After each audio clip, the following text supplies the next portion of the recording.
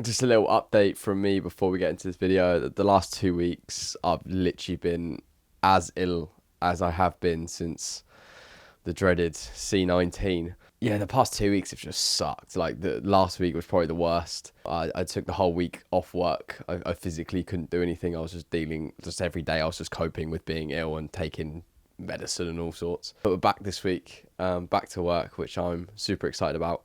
Because there's so much going on right now, and I'm buzzing with every project that I'm doing. Being ill probably could not have come at a worse point, because as the title of this video suggests, I got a new camera. I finally got an upgrade, and I've been busting to use it. I've actually had it for 3 weeks now. I got it in the start of May, so I've had it for like 3 weeks now. And it is amazing. Like, it is everything I wanted and 10 times more. And I've barely even touched the surface with it yet. I've shot 4 music videos with it, which is in itself, May has been absolutely crazy with that. But it literally could not have come at a better time, because I've used it on all 4 music videos, and I've had an absolute blast using it. Like, you can probably tell how excited I am by saying it, but like, what a camera. I'll show you it now. What an absolute beast. Trying to do this one-handed is chaos. I'll show some videos of it closer up, but yeah, what a beast. What a beast. It's about time I got an upgrade, to be honest. I had the Sony A7 III, which is what I'm recording on right now. Before this, I had it for 3 years. It was my workhorse. It's what started me in doing filmmaking and photography. An awesome hybrid camera that is sick with both photo and video. Pretty much laid the foundations for my whole business. Got me to the point I am now, being full-time in doing this. So it shows how amazing that camera is. I will never ever get rid of it. I will always only have good things to say about it. And if you are looking to get into photography and doing videos, there's no other camera on the market right now for its price than the Sony A7 III. It is amazing. It taught me everything I knew, and yeah, I can't recommend it enough. Like, seriously, go get it. It'll still be my B cam. It'll still be my photography camera as well. So I'll still be using it. If you're working with me, you'll still see it come out and shoots. I couldn't ask a first camera to be any more than what it's given me, to be honest. I just realised I held it up and I didn't even say what it was. So I got the Blackmagic Pocket Cinema Camera 4K.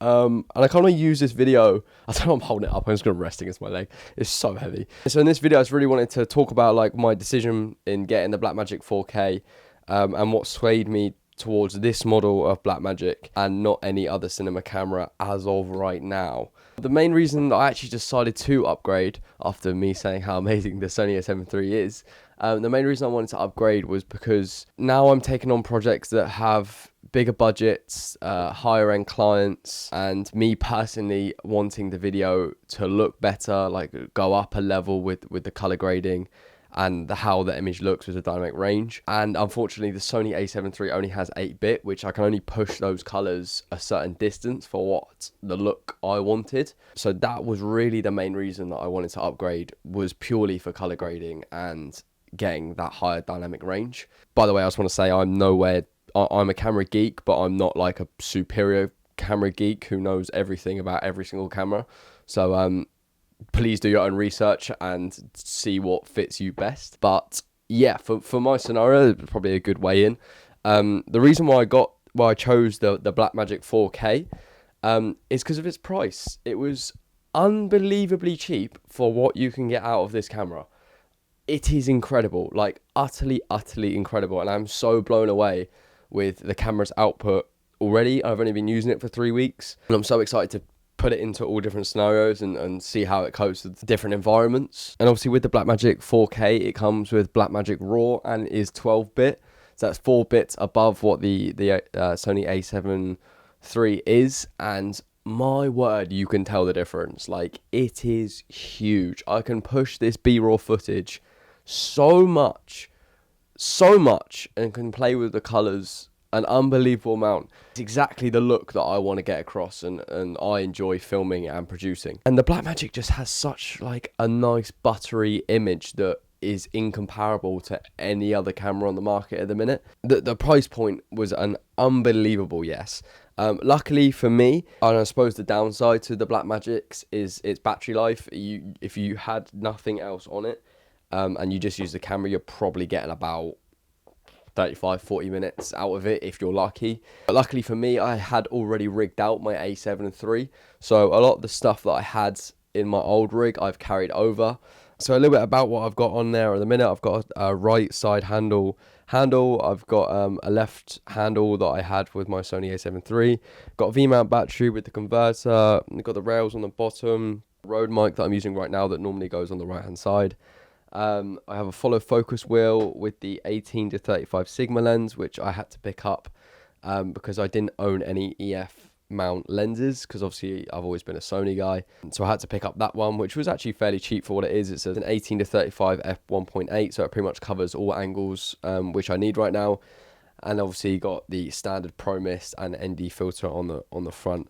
One thing to note with Blackmagics, if you are looking to get one, you do need to get a speed booster if you don't have any MFT mounts, because this is the actual mount it comes with. So you have to get an MFT to EF lens mount, which then you can put the Canon or EF lens mount on to your Blackmagic. And then I have a top handle and a external monitor, which I also got when I had my own A7 III. To really buy the leads and an SSD, which is external, which is a 1 terabyte.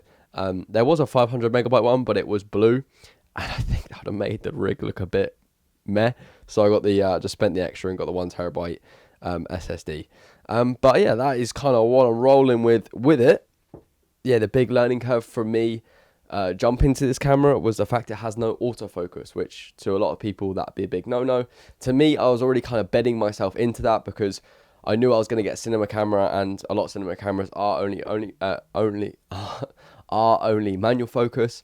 So when I was filming with my A7 III, I was just using a follows focus wheel on my rig in manual focus to get me used to that. And so far, I love it. I actually prefer it because you have so much more freedom when you're doing your shots and what you want the audience to look at when you're shooting. And you really have to plan your shots more and be very specific about what angles you're doing when you are playing with that focus. I really like it when it kind of bounces in and out like nice and smoothly. I really love that look. And so yeah, it plays in my hands really nicely. So the battery life I don't think is ever going to be an issue for me because I have the V-mount on the back.